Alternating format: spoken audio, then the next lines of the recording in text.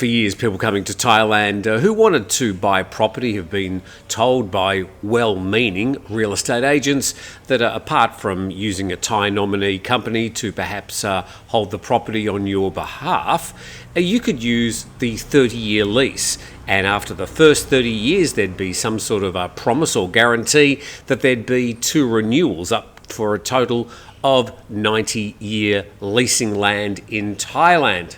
But it looks like that's all been a bit of a scam.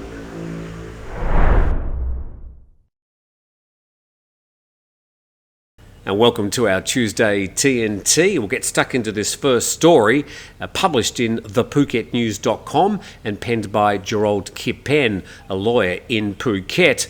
And Supreme Court decision kills automatic 30-year lease renewals. The Thai Supreme Court's recent decision over the automatic renewal of a 30-year lease of a property in Phuket is poised to significantly impact the real estate market in Thailand.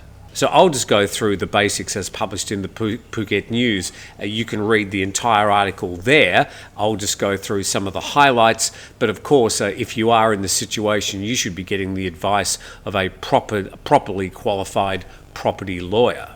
And this recent decision overturns decades of previous legal holdings by the Supreme Court and lower courts and would invalidate the common practice of pre-agreed long-term lease renewals, effectively rendering them null and void. And further down there, contractual promises for lease renewal when made at the beginning of a lease are 1, unenforceable, 2, violate the civil and commercial code, and 3, are void as a matter of law. So the bottom line here is, and I'm not a lawyer, but if you've got a contract for a piece of land and it's got some promise or guarantee of a continuation of the lease beyond 30 years, that contract is now void, or at least the part of the contract that guarantees a renewal. So just going to some of the main points, in addition to striking down pre-agreed renewals, the court rejected the argument that a lessor's promise to renew a lease could be enforced as a personal obligation. It held that the promise to extend a lease beyond 30 years does not create an enforceable right for the lessee at the time of renewal. Instead, the court deemed such agreements void from the outset, meaning that even if the parties agreed to a renewal in their initial lease contract, the lessee has no legal recourse to enforce it when the initial lease term expires. Now, the way I read that, if you've got some sort of contract talking about an initial 30-year lease plus 30 plus 30, by the time you get to the end of your 30-year lease, that is the end of the contract. And the extended article in the Phuket News says this ruling represents a seismic shift in Thailand's real estate market, particularly for developers who have traditionally marketed leasehold structures based on a 30-year lease with multiple pre-agreed renewal options. And for those who have already purchased properties under leasehold arrangements with pre-agreed renewals, may discover that their renewal rights are unenforceable. This situation could lead to legal disputes and substantial financial losses for foreign investors who thought they'd secured multiple decade leaseholds. So if you had some 90-year rights over a piece of land based on the 30 plus 30 plus 30 property lease, you've probably only got 30. And importantly, that article was penned by Duen Sing Kipen, an international law firm. There's their website at the bottom. They provided the article to the Phuket News. You may want to avail yourself of their services should you be in that situation. I'm not paid to promote them. They're just the ones who wrote the article. Okay, to other news. And published in khaosodenglish.com, security guard punches British tourist in Pattaya brawl. And a photograph there in the aftermath. We'll check out some of the video later. And police officers are reviewing CCTV footage of an altercation between a security guard at an entertainment venue and a British tourist. The Thai man's been charged after punching the Englishman, causing him to collapse to the ground. Now, this happened at 11:30 p.m. on March 2 on Walking Street.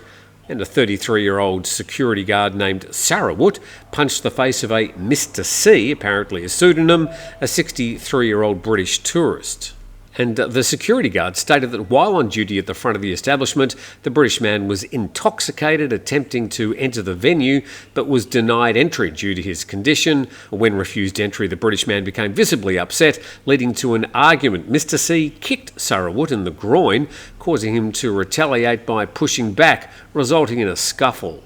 It says Sarawut walked away to the alleyway. It says the security guard walked away to the alley opposite the venue, but the British tourist continued following him. Sarawut responded by punching the Englishman in the face, causing him to fall backwards. So Mr. C was taken to hospital, and patrol officers took Sarawut to the Pattaya police station to face charges of assault causing bodily harm on March the 3rd. There's another version of the story in Pattaya News, thepattayanews.com. British tourist knocked unconscious by security guard on Pattaya Walking Street. Circumstances around the incident still vague. Just a few more details in this article. The tourist identified as Mr. Catexus, a 62-year-old British national, and the exact condition of the injured British tourist was not released by authorities. Well, at least one thing we could gain from the video footage is that indeed he did regain consciousness. He was taken to hospital, so we hope he's going to be okay. Let's go to our next story of walls on the borders of Thailand.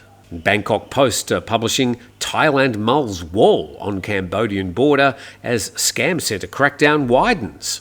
And Thailand will study the feasibility of building a wall along part of its border with Cambodia to prevent illegal crossings.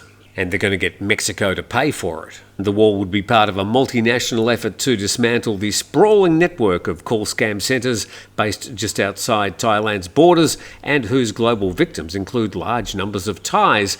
And the crackdown on these criminal organisations involved a massive financial fraud, mostly operated by Chinese gangsters based in Cambodia and Myanmar. Hundreds of thousands of people, believing they were going to legitimate jobs, have been trafficked by these criminal gangs in recent years and held in virtual slavery, this according to the UN. And a government spokesperson said the possible construction of a wall was one idea discussed at Monday's cabinet meeting. He said if it's done, how would it be done? What results were likely? Would it solve any problems? This all needed to be studied. He gave no indication how long such a wall might be. But here we go. Thailand and Cambodia share a border of 817 kilometres. All a little bit unlikely, I would suggest, but let's go to some more news about this particular border. And published in Thai PBS World, most Thais deported from Cambodia took jobs in scam centres for high pay. And the article says most of the 119 Thais deported from Cambodia recently are believed to have gone there illegally to work for scam centres in the Poi Phet border town, and 7 of them are wanted by Thai police. And the commissioner of the CIB said all the repatriated Thais had their cell phones seized upon their return, suggesting that they were not trafficked to work in the scam centres, but were lured by the attractive remuneration. Well, that, dear Commissioner, is of course part of the scam. They were lured there by promises of high pay. Now, I'm fairly sure that not all of them were lured there with rose-coloured glasses, thinking it's going to be a wonderful job in a foreign country. Indeed, I'm sure there are a few that went there knowing exactly what was going on and wanted to take advantage of the promised remuneration. And the Commissioner disclosed that each employee would receive as much as a 4% cut of the money duped from their victims. The returning Thais are now being detained at a centre in Sakao province to separate the victims of human trafficking from the voluntary scammers. Well, we've certainly recently got a lot more accounts of exactly what's been going on in these scam centres. Over the past few years, there's also been plenty of people who have been able to either escape or they've had their families pay huge ransoms to these scam centres. But it looks like the vast majority, at least, of these people were scammed, thinking that the jobs were something other than what they actually ended up doing. Okay, 2 casinos in Thailand. They're sort of twiddling the edges of the legislation around a bit before they actually finalise it and vote for it in Parliament. Here's a few of them. And reported in thepattayanews.com, Thai government apparently revises proposal of casino entry rules, drops the 50 million baht requirement. And Thailand's government apparently decided to replace the 50 million baht casino entry rule with a 3-year tax record requirement. And after all this has been examined and signed off by ministries, it will then be sent to the House of Representatives for consideration before the parliamentary session ends on April the 11th. So part of this, replacing the 50 million baht requirement with an examination, I think they should replace it with a developer's tax payments over the past 3 years instead. And Thai players will still be required to pay a 5,000 baht entry fee, and casinos can occupy only up to 10% of the total area within an integrated entertainment complex. I'm pretty sure there'll be a few other minor changes around the edges of that legislation before it makes its way to the Thai Parliament.